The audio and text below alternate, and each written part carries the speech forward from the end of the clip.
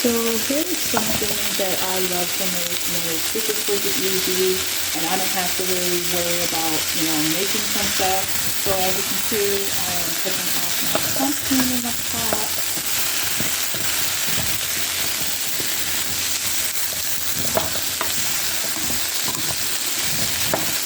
Some veggies.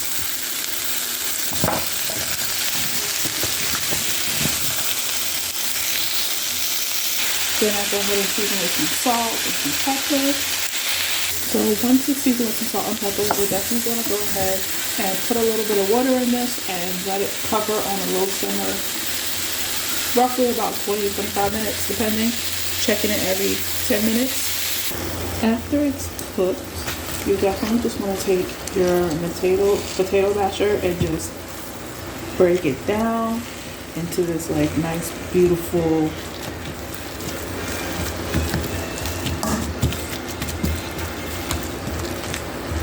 mix, I would say.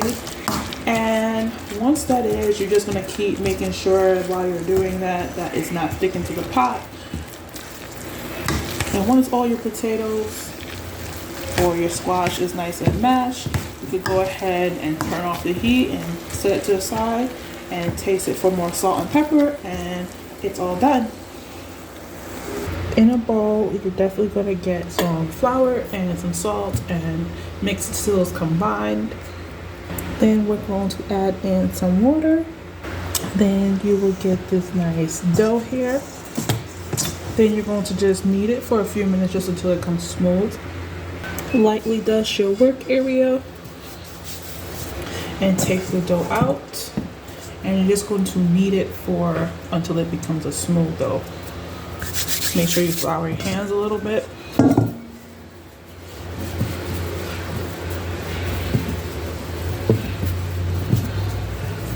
And you might not use all the water, and that's okay. Just go with the flow. If your hands start to get sticky, you just put some more flour onto it.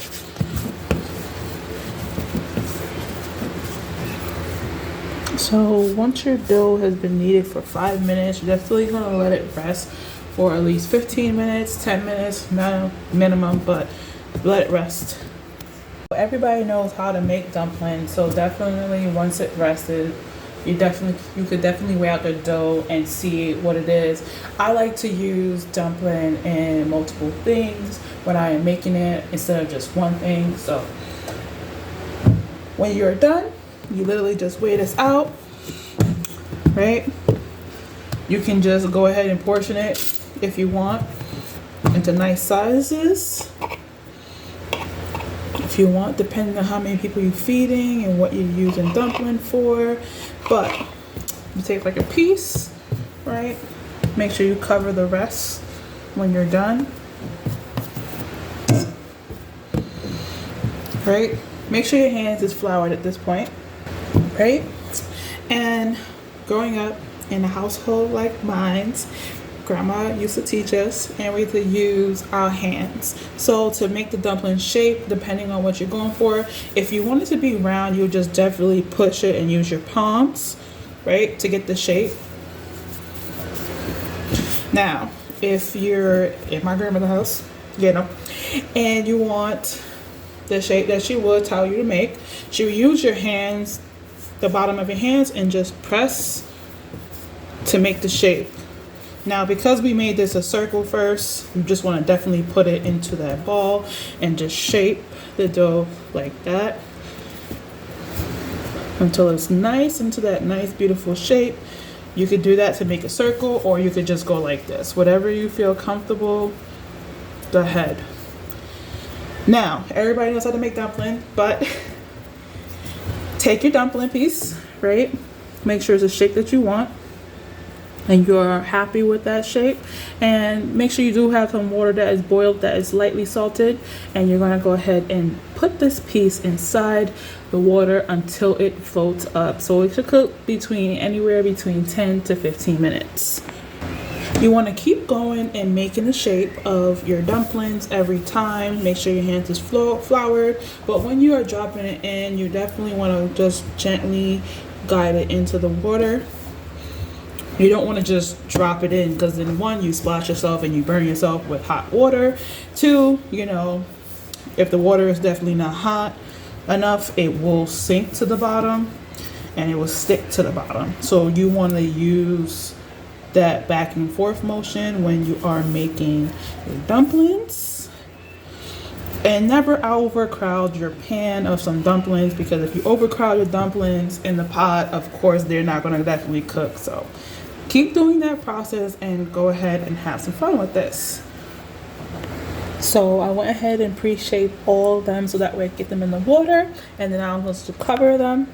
And once the 15 minutes are done, these are what it looks like. Nice pillow thing. Now when you are making dumplings, you have to go ahead with the process. You have to make sure they're cooked first. You can't just let them sit there, in my opinion. But these are what they look like after the 15 minutes. Let them cool. Go ahead and plate it or use it for whatever you want. Just make sure, like I said, that they are cooked.